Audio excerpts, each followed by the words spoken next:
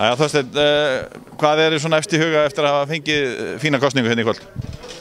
Bara þakklæti og stoltur af mínu fólki að koma og fylla salinn hérna og kjósa. Þetta bara virkilega flott fyrir Keflavík. Þurftur að láta smala svolítið á mannskap til þess að gera þetta eða áttur þetta allt skilið? Já, ég á þetta allt skilið. Þetta bara okkar fólk og við höfum bara starfað vel og ég held að fólk sé bara sátt hjá Keflavík í dag.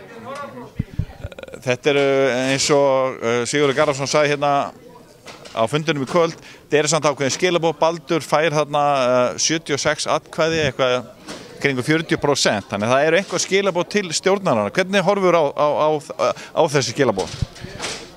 Ég fagnaði bara að séu þá menn tilbúinir að koma, okkur vantar alltaf fólk og ég fagnaði bara að fólk sé tilbúið að starfa fyrir félagið og Baldurs tími kemur bara síðar. Það gríðarlega mikil starfsemi hjá knattspyrnudeild, velta upp á bara 160 milljónir, þetta bara orðið hörku fyrirtæki. Já, og einn maður í vinnu fyrir utan leikmenn og þjálfara og þetta bara virkilega vel á sér staðið hjá okkur. Og reksturinn eykst með hverju árinu. Svo við snúum okkur aðeins að félaginu, þetta var svona, getur við sagt, blúsar og mínusar á síðasta ári í gengi kallaliðsins til þeim sem að margir horfa til. Hvaða vonir gerið ykkur á þessu ári? Nú hafið þið verið að sanka ykkur fleiri leikmönnum, já eins og við segjum, gömlum Keflvíkingum. Já, það sagt. Það var svolítið vonbrigði síðastliðið ára að vísu fórum við náttúrulega í úrslit í bikar sem að kryddaðir sumar eru alveg gríðarlega fyrir okkur. Og við erum að sanka okkur stórum öfnum nú undanfarið og erum að taka núna inn hollenskan markmann sem erum við búin að semja við og kemur núna á næstu dögum. Og við erum sennilega eftir að taka, eitthvað meira og við ætlum okkur að náttúrulega við þurfum að, ég segi það að Keflavík á að vera eitt af 6 stærstu félögum á landinu og þar viljum við vera. En aftur að deildinni, starfseminni, hversu mikið mál að gera þetta? Þú veist, þegar velt upp á 160 milljónir, þegar að greiða fullt af leikmönnum laun, einum starfsmanni síðan.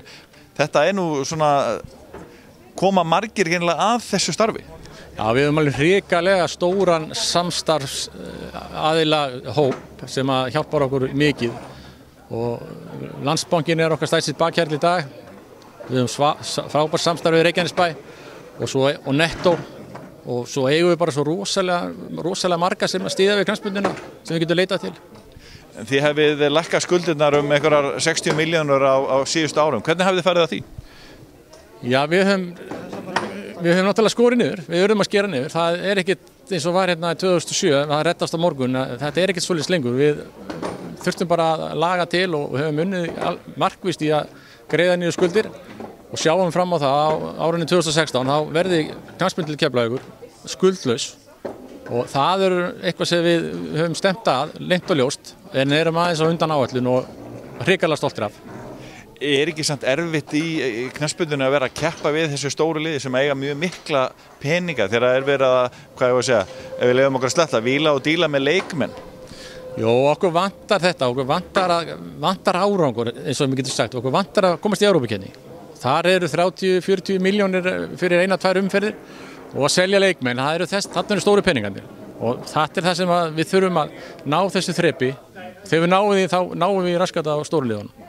Og þá náttúrulega skiptir máli að ala upp unga leikmenn, láta að byrja með félaginu og síðan að selja fyrir stóra peninga eða eitthvað? Já, það okkur finnst líka rosalega gaman þegar við seljum unga leikmenn, látum þeirra drauma rætast að fara í atvinnumennsku.